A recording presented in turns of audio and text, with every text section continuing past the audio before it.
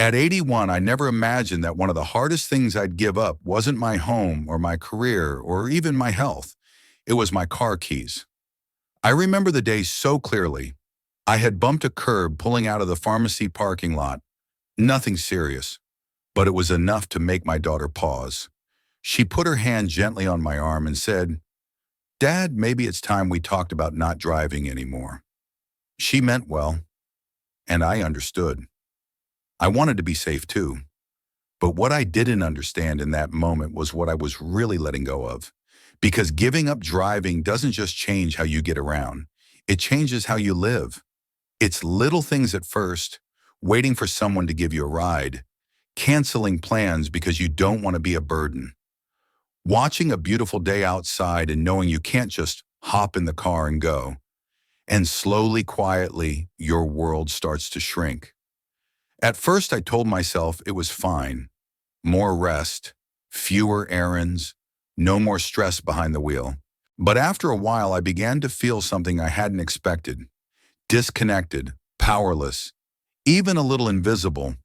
If you've ever felt that way, if you've ever wondered whether giving up the keys is really the safest path forward, or if someone you love is facing that decision soon, I hope you'll stay with me for the rest of this video.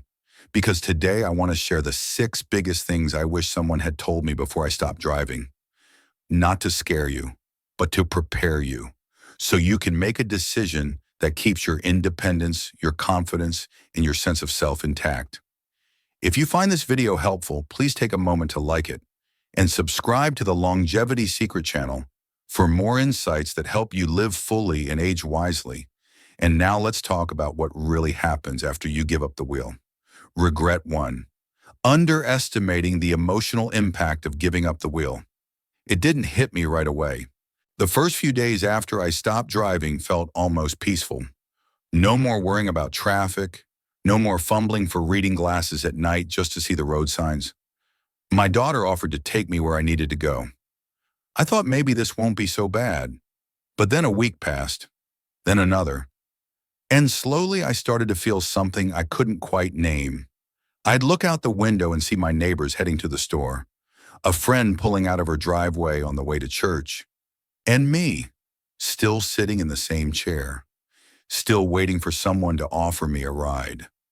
I hadn't just given up a set of car keys, I had given up my freedom before I could decide on a whim to go pick up a new book, or grab a cup of coffee, or drive through the park when I needed some air. After I stopped driving, every outing became a discussion, a request, a favor. Marilyn, a 76-year-old woman I met through my community group, told me about the day her best friend passed away. The funeral was across town, not far, but none of her family could take her on such short notice. She missed the service, sat at home in her living room with a box of tissues and an old photo album. She told me later that was the moment she realized how much she had lost by giving up her car. We don't always think about the quiet freedom of being able to go when we want, but once it's gone, you feel it in every part of your day. What seems like a small decision can change how connected you feel to the world around you, and that's not something anyone prepares you for. Regret 2. Losing connection to the outside world. After a while, the phone rings less, the visits slow down, and you start to wonder, did I make it too easy to be forgotten? When I was still driving, I showed up. I went to my grandson's baseball games. I popped into church on Thursdays just to chat with the pastor. I kept those little threads of connection alive by being present. But now without a car, those threads are harder to hold on to. It's not that people don't care. It's that life moves fast. And when you're not visible anymore, people assume you're doing just fine. Gary, a retired teacher from Missouri, used to be at the library every Saturday. It was his routine. He'd check out mystery novels, chat with the staff sometimes, even run into his old students. But after giving up his license, he told himself he'd switch to audiobooks, use delivery apps, stay connected online. It worked. For a while. Then winter came. The days got darker. The sidewalks iced over. And without a reason to leave the house, he stopped reaching out. When I asked how he was feeling, he said this: "I feel like the world is a party going on outside, and I'm stuck on the porch with the lights off." It broke my heart. According to the CDC, older adults who stop driving are nearly twice as likely to experience depression due to social isolation. Losing access to your community isn't just inconvenient, it's dangerous. We were made to connect, and when that becomes harder, our hearts know it, even if we don't say it out loud. Regret 3. Becoming more dependent than necessary. I used to think accepting help was a sign of strength, and it can be. But sometimes when you stop doing things for yourself, you don't realize how quickly that help turns into habit. I told myself I'd just ask for rides when I really needed them, but soon I was asking for groceries, then help with picking up prescriptions, then could someone stop by the bank for me? And the more I asked, the less I felt like I could do anything on my own. June, an 80-year-old neighbor, had planned it all out. She bought a tablet, downloaded a ride-sharing app, practiced with her son how to use it. She was determined to stay independent. But the first time she tried to call a ride by herself, the app glitched. The driver never showed up. She stood outside for 30 minutes before giving up. That day, she deleted the app and started waiting on her daughter instead. She told me later it's just easier to let her handle it now. But with every ride she didn't arrange, she lost a little more confidence. What begins as a smart safety choice can, without even meaning to, turn into a slow slide toward dependence. And once that comfort sets in, it's hard to fight your way back out. Regret 4. Physical decline from lack of movement. I thought staying off the road would help me avoid injury, but what I didn't realize was how much I'd stopped moving altogether. No more trips to the store, no more walks through the parking lot, no more getting out of the car and stretching my legs. At first it felt like rest. Then it started to feel like weakness. I sat more, moved less, and suddenly getting up from the couch took effort. The stairs looked longer than they used to. According to Harvard Health, even short outings help maintain strength and balance. When we remove those natural movements from daily life, our bodies begin to slow down. Brittany, a 78-year-old woman I met at a local wellness group, used to walk the perimeter of her retirement complex every morning. She didn't drive much, but she moved every day. When her doctor told her to stop driving, she took it as a sign to rest more. She cut back on walking, took more naps, started having groceries delivered instead of walking to the market. Within 3 months, she was using a walker. 6 months later, she was in a wheelchair. She looked at me once and said, "I feel like I aged a decade and half a year." And I understood. Because when your body stops moving, it doesn't just pause, it starts letting go.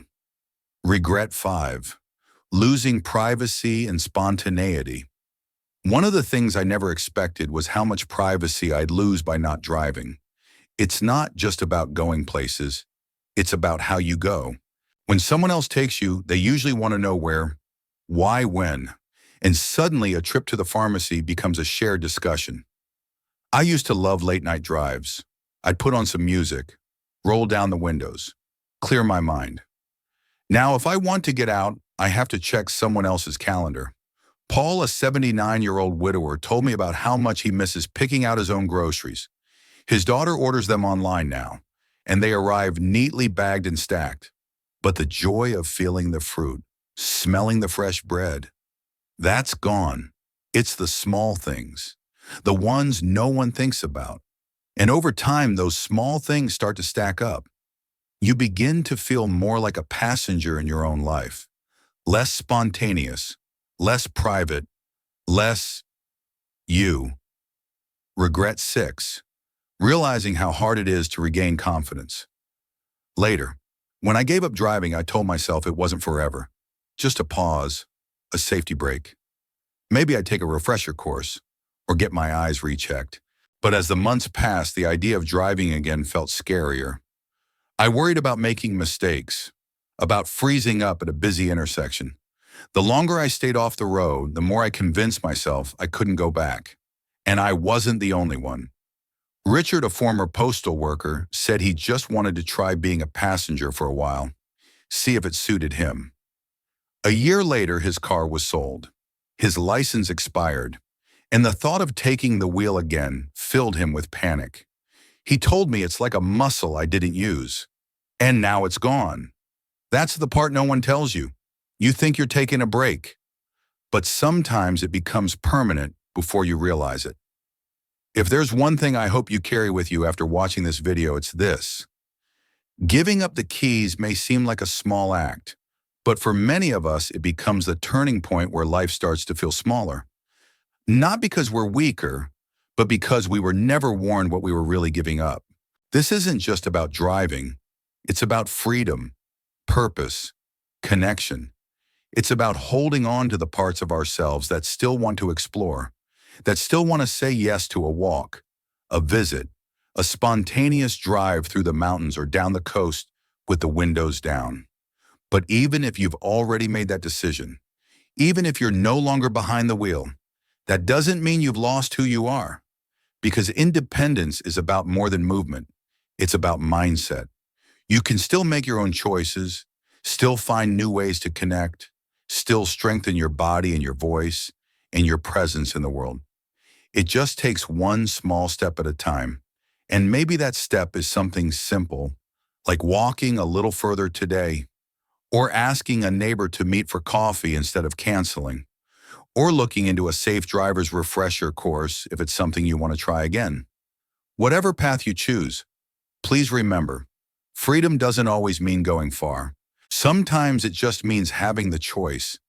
If this video touched something in your heart, if it helped you see your journey in a new light, I invite you to like the video, subscribe to the Longevity Secret channel so we can keep walking this road together. And if you feel comfortable, share a story in the comments. Was there a moment when giving something up changed the way you felt about your independence? Or is there a small step you're ready to take back toward it? Your voice might help someone else feel less alone. Thank you for being here with me today. Take care of yourself. Stay strong in your spirit. And remember, you're still in the driver's seat of your life. I'll see you in the next video.